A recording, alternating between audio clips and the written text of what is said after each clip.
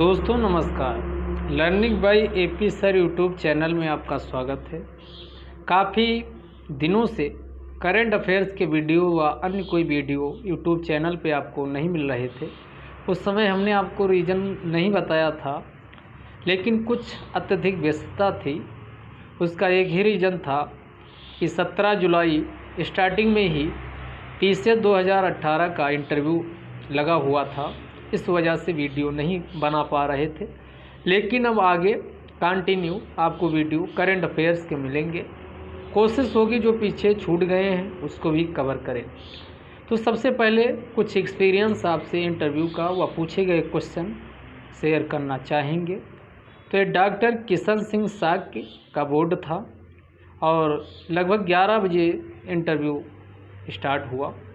उसी के बाद लगभग 20 मिनट के ऊपर इंटरव्यू चला है, जो कि एक लंबा खींचा और काफ़ी इंटरेस्टिंग भी रहा है।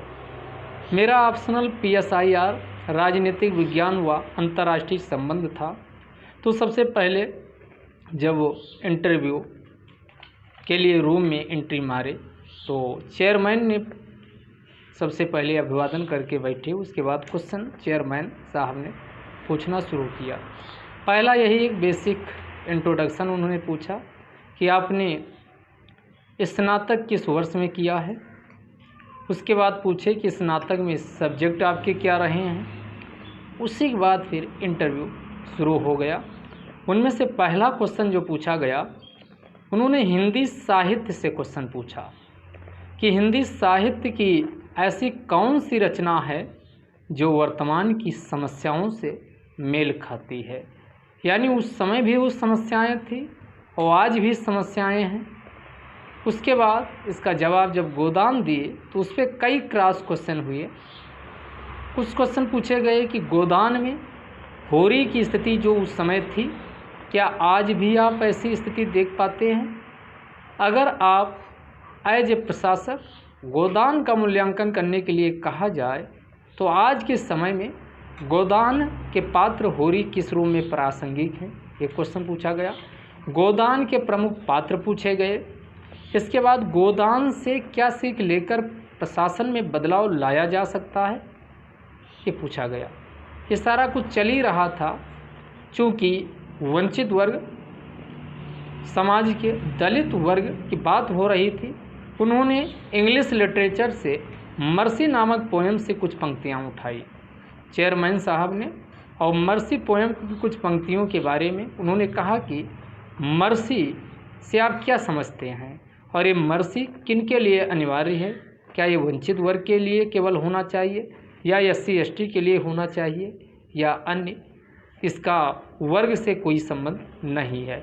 तो उसी को पूछा कि मर्सी को क्या वर्ग आधार पर देखा जा सकता या मर्सी का होना प्रत्येक व्यक्ति में अनिवार्य है। उसके बाद फिर मर्सी की बात हो रही थी तो एम्पैथी और सिंपैथी पे चेयरमैन साहब चले गए। उसके बारे में कुछ चीज़ें उन्होंने स्वयं बताया। उसके बाद फिर कहा कि इन तीनों में अंतर आप बताइए। उसके बाद चेयरमैन लगभग 5 से लेकर 6 मिनट के बीच एक क्वेश्चन पूछे। ज़्यादा ही पूछे होंगे क्योंकि काफ़ी इसमें खींचा। उसके बाद सेकंड चेयरमैन को उन्होंने कहा कि आप क्वेश्चन पूछिए। तो सेकंड चेयरमैन के बाद सेकंड जो मेंबर थे उन्होंने क्वेश्चन पूछा।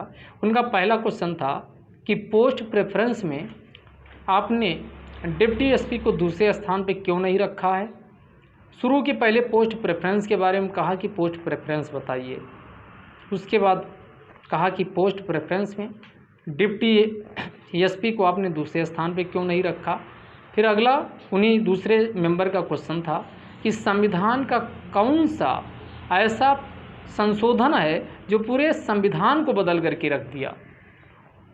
उसके बाद मिनी कॉन्स्टिट्यूशन से पूछा कि 42nd कॉन्स्टिट्यूशन अमेंडमेंट 42वें संविधान संशोधन को मिनी कॉन्स्टिट्यूशन क्यों कहा जाता है।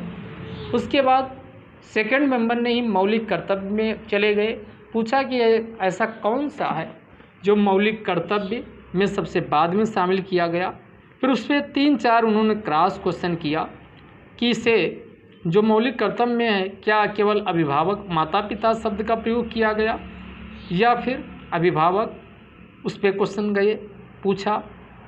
और फिर इन्होंने कहा कि इसका प्रयोग जो मौलिक कर्तव्य में 6 से 14 वर्ष को रखा गया ही 6 से 14 वर्ष ही क्यों रखा गया, क्या इसका कहीं संविधान में अलग भी उल्लेख है, क्या इसका आधार है। उसके बाद फिर उन्होंने क्वेश्चन पूछा सेकंड मेंबर ने ही कि पिछले साल 2019 को 9 नवंबर को ऐतिहासिक कोई घटित घटना हुई है, उसके बारे में बताएं। फिर अगला क्वेश्चन पूछे कि बाबरी मस्जिद पर जो डिसीजन सुप्रीम कोर्ट का आया था वो किस धारा, संविधान की किस धारा के अंतर्गत आया था और उसमें क्या प्रोविज़न किया गया। फिर अगला क्वेश्चन सेकंड मेंबर ने पूछा कि भारत में गरीबी का स्तर क्या है, कितने लोग आज गरीब हैं। फिर पूछा कि लोग गरीब हैं क्यों, इसका रीज़न क्या है। उसके बाद थर्ड मेंबर को इशारा किया कि आप क्वेश्चन पूछिए।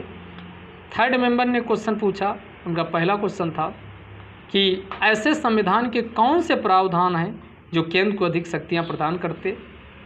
उसके बाद अगला क्वेश्चन, इस पे भी 2-3 को उन्होंने क्रॉस क्वेश्चन किए, ऐसा क्यों है। सामूहिक उत्तरदायित्व पूछा, सामूहिक उत्तरदायित्व पे क्रॉस क्वेश्चन किया कि कहाँ इसका उल्लेख किया गया। अगर प्रधानमंत्री त्यागपत्र दे दे तो पूरी लोकसभा क्या बेगटिक भंग हो जाएगी या नहीं, ऐसा। फिर उसके बाद मैम थी, मैम की ओर इशारा किया कि आप क्वेश्चन पूछिए। मैम ने पहला क्वेश्चन पूछा कि ग्रामीण क्षेत्र में अगर आपको विकास करने के लिए कहा जाता है तो आप रूरल डेवलपमेंट मॉडल कौन से अपनाएंगे, उसके बारे में बताएं। उसके बाद ग्रामीण क्षेत्र में चल रही योजनाओं के बारे में बताएं। फिर अगला क्वेश्चन मैम ने पूछा कि राज्य सरकार की योजनाएं जो महिलाओं के लिए हैं, सशक्त करती हैं, वो कौन सी हैं, उनके बारे में बताएं। फिर अंततः चेयरमैन साहब ने क्वेश्चन पूछा कि आपके अंदर ऐसे कौन से क्वालिटी हैं जिसकी बदौलत आपको प्रशासक बनाया जाए। फिर हमने उसका जब नेतृत्व क्षमता, लीडरशिप की बात कही तो उन्होंने कहा कि प्रैक्टिकल एग्जाम्पल जो आप कभी ऐसा किए हैं विद्यालय या किसी अन्य स्तर पे जो आपको लगा हो कि लीडरशिप की वहाँ क्वालिटी झलकती है तो उसके बारे में बताएं। और फिर इसी के साथ उसको बता करके ये इंटरव्यू कहा कि आपका समाप्त होता है और अब आप जा सकते हैं। इस प्रकार लगभग 26 से 27 क्वेश्चन पूछे गए जो कि एक पर्याप्त मात्रा में क्वेश्चन थे और काफ़ी लगभग 20 मिनट के ऊपर इंटरव्यू चला। इसी के बाद फिर इंटरव्यू का जो माहौल था उसमें साइकोलॉजिस्ट के अलावा एक थर्ड मेंबर थे, उन्होंने प्रेशराइज करने की कोशिश की कई बार क्रॉस क्वेश्चन करके। तो हर एक पैनल में एक साइकोलॉजिस्ट होता है, उसका काम ही होता है कि आपके ऊपर प्रेशर डाला जाए। और ध्यान रखिएगा अगर ये इंटरव्यू के लगभग 10 मिनट बाद या 7 मिनट बाद होता है तो आपको पैनिक होने की ज़रूरत नहीं है। वो चाहता है कि आप पेशेंस खोएं और पेशेंस खो करके अनकंट्रोल्ड हो जाएं।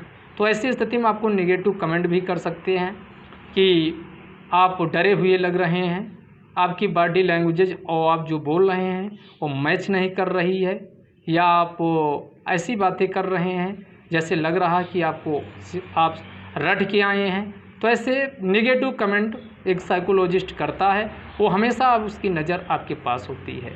और जब भी आप आंसर दे रहे हों तो जो मेंबर क्वेश्चन पूछा है उसी की तरह आपकी नज़रों से नज़रें होनी चाहिए, आंखों से आंखें मिला करके आप जवाब दीजिए तो आपका अच्छा होता है। बाकी अन्य मेंबर भी आपके ऊपर नज़र रखते हैं, लेकिन आप कोई उनमें से और एक आपको बताएंगे कि अगर कोई मेंबर नई बात बताता है तो उसको धन्यवाद बोलना ना भूलें।